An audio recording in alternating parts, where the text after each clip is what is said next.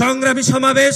এ পর্যায়ে বক্তব্য রাখবেন বাংলাদেশ জাতীয়তাবাদী ছাত্রদল কেন্দ্রীয় সংসদের বিপ্লবী সাংগঠনিক সম্পাদক, ঢাকা বিশ্ববিদ্যালয়ের সাবেক সফল সদস্য সচিব, ঢাকা বিশ্ববিদ্যালয়ের মেধাবী শিক্ষার্থী জনাব আমানুল্লাহ আমানকে এ পর্যায়ে বক্তব্য রাখার জন্য বিনীত অনুরোধ করছি।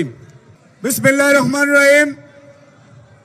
ঐতিহাসিক খুলনার সার্কিট হাউস মাঠে জাতীয়তাবাদী ছাত্রদল, যুবদল এবং স্বেচ্ছাসেবক দলের আয়োজনে আজকের এই তারুণ্যের রাজনৈতিক অধিকার প্রতিষ্ঠার সমাবেশের সংগ্রামী সভাপতি, ছাত্রদলের বিপ্লবী সভাপতি রাকিবুল ইসলাম রাকিব প্রধান অতিথি হিসাবে উপস্থিত হয়েছেন। মজলুম জনতা বিএনপির জাতীয় স্থায়ী কমিটির সম্মানিত সদস্য জনাব সালাউদ্দিন আহমেদ সহ জাতীয় নেতৃবৃন্দ, সমবেত উপস্থিতি সবাইকে আমার ব্যক্তিগত পক্ষ থেকে এবং কোটি তারুণ্যের প্রাণের স্পন্দন বিএনপির ভারপ্রাপ্ত চেয়ারম্যান, আগামী বাংলাদেশের অনিবার্য নেতৃত্ব তারেক রহমানের পক্ষ থেকে সংগ্রামী অভিনন্দন এবং শুভেচ্ছা। প্রিয় উপস্থিতি, মানব জীবনের সবচেয়ে গুরুত্বপূর্ণ সময় তারুণ্য। এই তারুণ্য অসম্ভবকে সম্ভব করে দুর্বার গতিতে অন্যায়ের বিরুদ্ধে প্রতিরোধ করে তোলে।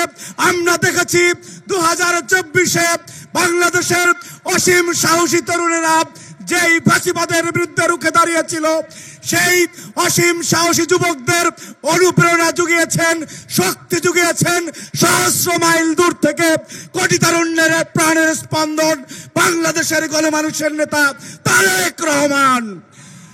প্রিয় উপস্থিতি, আমরা দেখি আজকে 24-এর গণ অভ্যুত্থান পরবর্তী সময়ে বিভিন্ন ন্যারেটিভ তৈরি করা হয় যে তরুণরা অমুক তমুকের সাথে আছে, কিন্তু আমরা দেখতে পাচ্ছি চট্টগ্রামের প্লেগ্রাউন্ডে, খুলনার সার্কিট হাউসে বাংলাদেশের তরুণরা তারেক রহমানের সাথে রয়েছে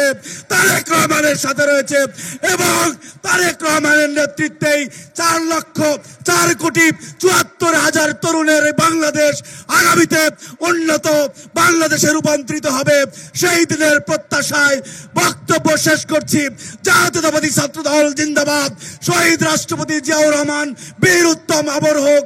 বাংলাদেশের আপসীন দেশনেত্রী বেগম খালেদা জিয়া জিন্দাবাদ। আগামী বাংলাদেশের অনিবার্য নেতৃত্ব তারেক রহমান জিন্দাবাদ। আসসালামু আলাইকুম।